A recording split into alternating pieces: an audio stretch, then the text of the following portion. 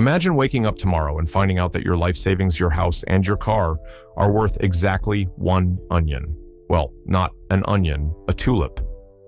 In the 1630s, the smartest, richest, and most powerful people in the world lost their absolute minds over this flower. At the peak of the madness, a single tulip bulb could buy you a grand mansion in the most expensive city on earth. People sold their businesses, took out massive loans, and risked everything they had just to get their hands on a plant they couldn't even see yet. It's known as Tulip Mania. You've probably heard of it as the first major financial bubble in human history, the time a flower brought the mighty Dutch Empire to its knees. But here is the crazy part. Almost everything you've been taught about this event is a lie. The real story isn't just about a flower. It's a story of greed, an invisible virus, the invention of modern Wall Street, and a 400-year-old myth that fooled the entire world. To understand how people got so crazy about a flower, you have to understand the time and the place. Welcome to the Dutch Republic in the early 1600s. If you lived in Europe back then, Amsterdam was basically the New York and Silicon Valley of the era rolled into one. The Dutch were in the middle of their golden age. They had just invented the world's first multinational corporation, the Dutch East India Company. They essentially invented the modern stock market. Money was flowing into the country like water. Spices, silk, and sugar were making ordinary merchants ridiculously rich. And when a society suddenly gets an influx of new money, people want to show it off. Today, new money buys a Lamborghini or a private jet. In the 1630s, they bought gardens, and not just any gardens. They wanted exotic stuff. Enter the tulip. Tulips weren't native to Europe. They were brought over from the Ottoman Empire, modern-day Turkey. They were rare, hard to grow, and unlike any flower Europeans had ever seen. They had intense, vibrant colors. In a world that was mostly brown, gray, and green, a bright crimson tulip was the ultimate flex. But ordinary tulips were for the middle class. The real obsession, the million-dollar asset, was something called a broken tulip.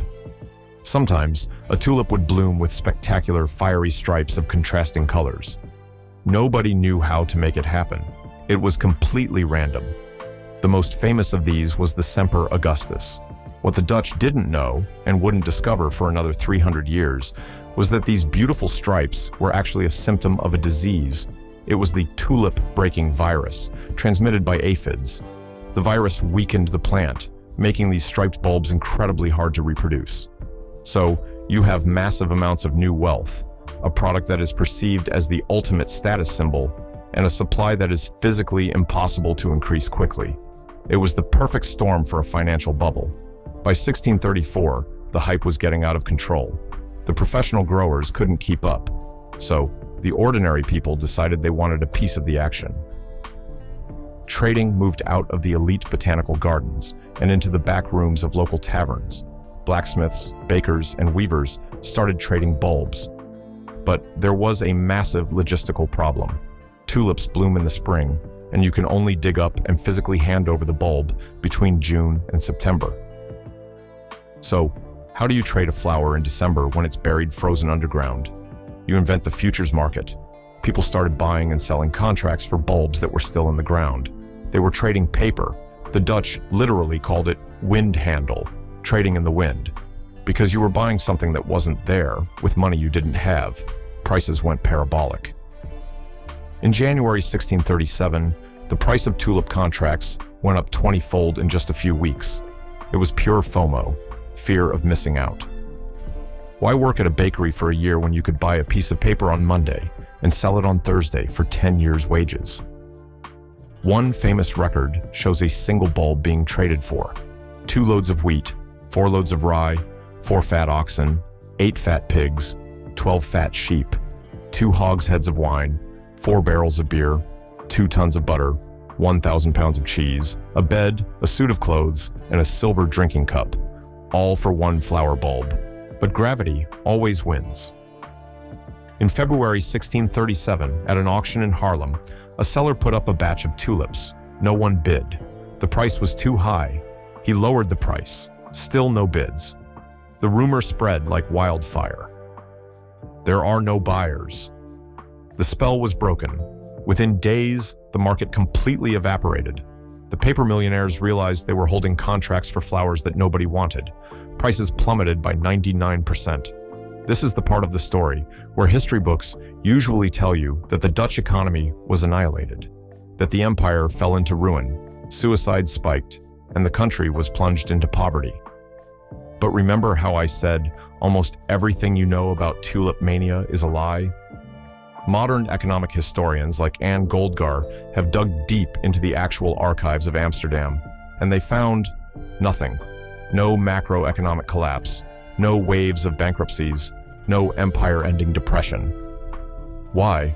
Because the wind handle, the tavern trading, was mostly done by a small, isolated group of people. The heavyweights of the Dutch economy, the massive shipping companies, the banks, the real estate tycoons, weren't gambling their fortunes on flowers and dive bars. The myth of the catastrophic crash was actually popularized 200 years later by a Scottish journalist named Charles Mackay. He wrote a wildly entertaining but factually loose book about the madness of crowds. He took a localized financial embarrassment and blew it up into a national apocalypse for dramatic effect. So, the flower didn't destroy the Dutch Empire. The empire was fine. In fact, the Dutch went on to have their most prosperous decades after the crash. But does that mean Tulip Mania doesn't matter? Absolutely not. Tulip Mania wasn't the end of an empire, but it was the birth of human economic psychology. It proved that human beings, no matter how rational we claim to be, are fundamentally wired for hype. We will abandon logic if we think our neighbor is getting rich faster than we are. Whether it's a striped flower in 1637, a dot-com company with no revenue in 1999, or a JPEG of a bored ape in 2021.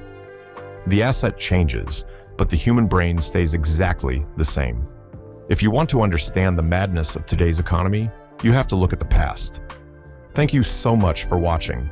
If you loved this dive into the truth behind history's greatest myths, hit that subscribe button. I've got another video right here about insert next video topic that will blow your mind. See you next time.